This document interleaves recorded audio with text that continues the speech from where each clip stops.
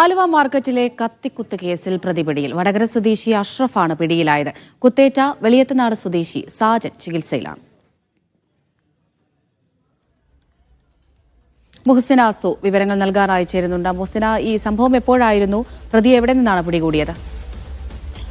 അമൃത, ആലുവയിൽ ഇന്ന് രാവിലെ ഏകദേശം 9 മണിയോടുകൂടിയാണ് ഇത്തരത്തിൽ ഒരു കത്തിക്കുത്ത് ഉണ്ടായത്.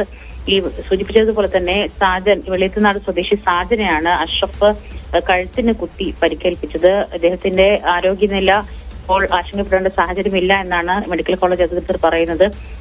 സാരമായ പരിക്കോടുകൂടിയാണ് ICUയിൽ പ്രവേശിക്കുന്നത്. എന്താണെങ്കിലും ഇപ്പോൾ ആശങ്കപ്പെടേണ്ട സാഹചര്യമില്ല എന്നാണ് ഹോസ്പിറ്റലിൽ നിന്നും അറിയാൻ കഴിയുന്നത്.